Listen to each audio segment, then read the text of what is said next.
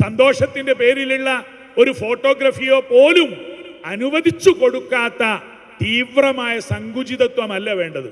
ആവശ്യമായ അളവിൽ എല്ലാം പരിമിതിപ്പെടുത്തി നിയന്ത്രിക്കണം. ചില ആളുകളൊക്കെ കല്യാണമൊക്കെ ഒന്ന് വലുതാകുമ്പോഴേക്ക് ആർഭാടം എന്ന മുദ്ര കുത്തി ഇത് ശരിയല്ല എന്ന് മാത്രമല്ല, ഇത് ആപേക്ഷികമാണ് എന്ന് നാം മനസ്സിലാക്കാതിരുന്നാൽ ഉള്ളവരെവിടെ പോകും?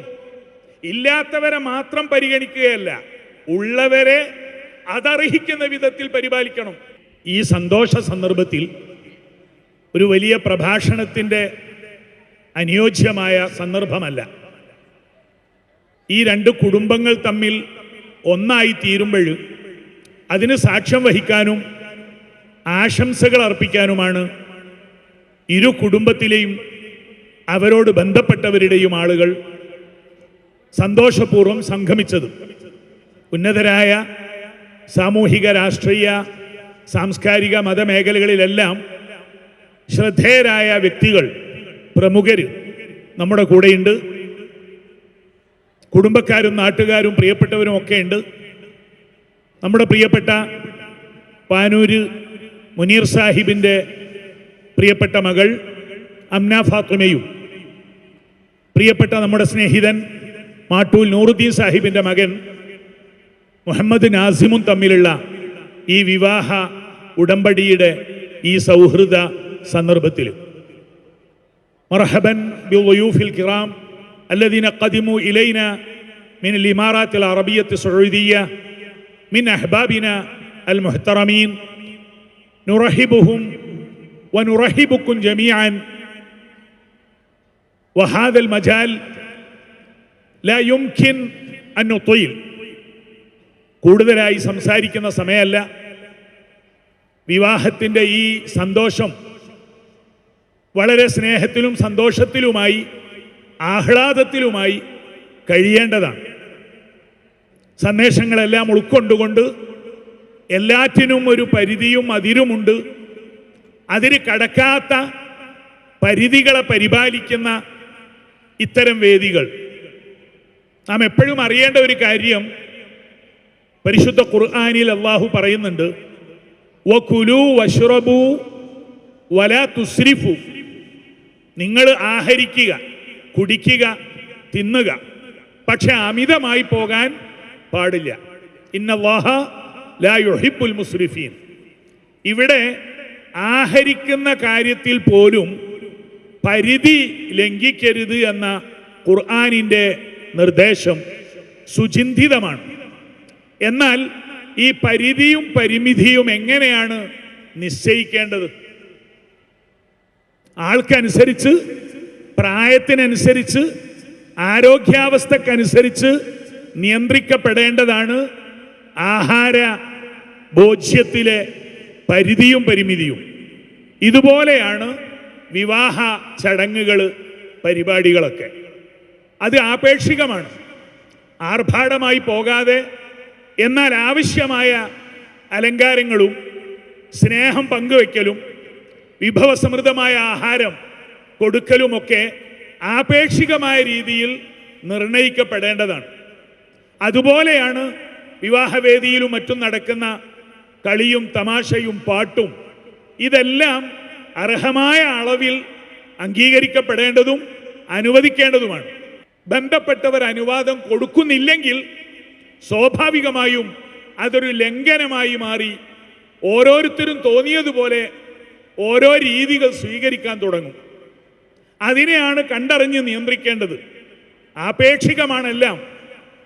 നല്ല പണക്കാരനായ ഒരാൾ അള്ളാഹു നൽകിയ അനുഗ്രഹത്തിൽ സമ്പന്നനും കോടീശ്വരനുമായ ഒരാൾ പാവപ്പെട്ടവരുടെ വിഹിതം കൊടുക്കുകയും സദഖയുടെയും സക്കാത്തിൻ്റെയും ഒക്കെ നിർദ്ദേശിക്കപ്പെട്ട അളവുകൾ പരിപാലിക്കുകയും ചെയ്യുന്ന ഒരാളുടെ കയ്യിൽ ഇനിയും കോടികളും സമ്പന്നമായ അവസ്ഥയും ഉണ്ടെങ്കിൽ അവർ നടത്തുന്ന ഒരു വിവാഹ പരിപാടിയിലും മറ്റും നടക്കുന്ന വിഭവസമൃദ്ധമായ ആഹാരവും പന്തലും ഒരുക്കങ്ങളും ഒക്കെ കാണുമ്പോഴേക്ക് ഈ ആപേക്ഷികതയെക്കുറിച്ച് ബോധവും ഇല്ലാത്തവർ അനാവശ്യമായി ആർഭാടമാണ്, ധൂർത്താണ്, അമിതമാണ് എന്നൊക്കെ പറയാറുണ്ട്.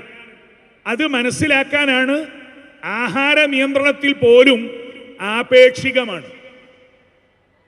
സൈക്കിൾ കൊണ്ട് മാത്രം വാഹനം തൃപ്തിപ്പെടുന്ന ആളുണ്ട്. എന്നാൽ കുറച്ചുകൂടി ഉയർന്നവർക്ക് മോട്ടോർ സൈക്കിളോ കാറോ ഒക്കെ ആകാം. നമ്മുടെയൊക്കെ ഒരു മിഡിൽ സ്വഭാവത്തിലുള്ളവർക്ക് അത് മതി. എന്നാൽ സൈക്കിളിൽ സഞ്ചരിക്കുന്നവൻ കാറിൽ ഓടുന്നവനെ ആർഭാടക്കാരനാണ്, ആഡംബരക്കാരനാണ് എന്ന് മുദ്ര കുത്തുന്നത് ഒരിക്കലും ശരിയല്ല. ഇത് പറഞ്ഞത് എന്തിനാണ്? സാമ്പത്തികമായി കഴിവുള്ളവർ, പാവപ്പെട്ടവർക്ക് അവകാശം കൊടുക്കുന്നവർ, സക്കാത്തും സദക്കയും ഒക്കെ കൊടുക്കുന്നവർ അവരുടെ ജീവിത രീതിയിൽ അതിനനുസരിച്ച ഒരു ഔന്നിത്യം, പ്രഭാവം, പ്രൗഢി സ്വാഭാവികമായും ഇവിടെ എല്ലാം കാണിക്കും. അതിനെ സ്നേഹപൂർവ്വം ഉൾക്കൊള്ളുകയും അനുവദിക്കുകയും ചെയ്യുന്നിടത്താണ് യഥാർത്ഥ പ്രായോഗികതയുള്ളത്. ചില ആളുകളൊക്കെ കല്യാണമൊക്കെ ഒന്ന് വലുതാകുമ്പോഴേക്ക് ആർഭാടം എന്ന മുദ്ര കുത്തി ഇത് ശരിയല്ല എന്ന് മാത്രമല്ല, ഇത് ആപേക്ഷികമാണ് എന്ന് നാം മനസ്സിലാക്കാതിരുന്നാൽ ഉള്ളവരെവിടെ പോകും? ഇല്ലാത്തവരെ മാത്രം പരിഗണിക്കുകയല്ല, ഉള്ളവരെ അതർഹിക്കുന്ന വിധത്തിൽ പരിപാലിക്കണം. ഈ സമൂഹത്തിന്, പാവപ്പെട്ടവർക്ക്, മതസ്ഥാപനങ്ങൾക്ക് അവരെയൊക്കെ ഊട്ടുകയും സഹായിക്കുകയും ചെയ്യുന്ന വലിയൊരു വിഭാഗം, അവർക്ക് അനുവദിച്ച സ്വത്ത്, പണം ഇനിയുമുണ്ടെങ്കിൽ കുറേ ആളുകൾക്ക് ഇത്തരം കാഴ്ചകളും സ്നേഹങ്ങളും ഒക്കെ നൽകാൻ ഉയർന്ന അളവിൽ തന്നെ ഇത്തരം കാര്യങ്ങളൊക്കെ ആകാം. അപ്പോഴും അതിര് കടക്കരുത് എന്ന, അമിതമാകരുത് എന്ന മര്യാദ കാണിക്കണം.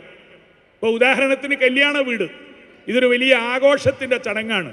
രണ്ട് വ്യക്തികൾ തമ്മിൽ മാത്രമല്ല, രണ്ട് കുടുംബങ്ങൾ ഒന്നായി, രണ്ട് പ്രദേശങ്ങൾ ഒന്നായി കൂടി ആടി ചേർന്ന് ആശംസകൾ കൈമാറുന്ന വേദി. അത് കേവലം ഒരിക്കലും ദുഃഖസാന്ദ്രമായ, അനുശോചനം നിറഞ്ഞ, മൂഖമായ ഒരവസ്ഥയിലല്ല നടത്തേണ്ടത്. മതതീവ്രതയുടെ പേരിലോ വിവേകപൂർണമായ പക്വതയില്ലാത്തത് കൊണ്ടോ ആകാം ഒന്ന് ഇളകുമ്പോഴേക്ക് ഒരു പാട്ടോ സംഗീതമോ സന്തോഷത്തിൻ്റെ പേരിലുള്ള ഒരു ഫോട്ടോഗ്രാഫിയോ പോലും അനുവദിച്ചു കൊടുക്കാത്ത തീവ്രമായ സങ്കുചിതത്വമല്ല വേണ്ടത്. ആവശ്യമായ അളവിൽ എല്ലാം പരിമിതിപ്പെടുത്തി നിയന്ത്രിക്കണം. നമ്മുടെ നേതാവായ, മാതൃകയായ സയ്യിദുനാ റസൂലുള്ളാഹി സ്വല്ലല്ലാഹു അലൈഹി വാലിഹി വസല്ലമ ഇത്തരമൊരു കല്യാണ വേദിയിലേക്ക് പാട്ടുപാടാനുള്ള പെൺകുട്ടികളെ കൊണ്ടുപോയില്ലേ എന്ന് ചോദിച്ചുകൊണ്ട് കൊണ്ടുപോകാത്തതിൻ്റെ പേരിൽ പരിഭവിച്ചിട്ടുണ്ട്. ചില കല്യാണ വേദികളിലെല്ലാം വധൂവരന്മാരെ സ്വീകരിച്ച് നാടോടി പാട്ടുകൾ പാടിയപ്പോൾ അവരുടെ കൂടെ ചേർന്ന് പാട്ടുപാടിയ നേതാവാണ്, മാതൃകയാണ് സയ്യിദുനാ റസൂലുള്ളാഹി സ്വല്ലല്ലാഹു അലൈഹി വസല്ലം. അതുകൊണ്ട് പരിധിയും പരിമിതിയും വെച്ചുകൊണ്ട് ആവശ്യമായ അളവിലുള്ള അംഗീകാരങ്ങൾ നൽകിക്കൊണ്ട് ജീവിക്കാൻ, ആസ്വദിക്കാൻ, ലൗകികമായ സംവിധാനങ്ങളെ പ്രയോജനപ്പെടുത്താൻ അനുവദിച്ച ഒരു ധർമ്മശാസ്ത്രമാണ് നമ്മുടെ ഇസ്ലാമികമായ സംവിധാനം. സൈക്കിളിൽ മാത്രം സഞ്ചരിക്കുന്നവൻ ഹെലികോപ്റ്ററിൽ സഞ്ചരിക്കുന്നവനെ ആർഭാടമെന്ന് പറഞ്ഞ് കുറ്റപ്പെടുത്തുന്നത് ഇല്ലായ്മയുടെ നിരാശ കൊണ്ടാണ്.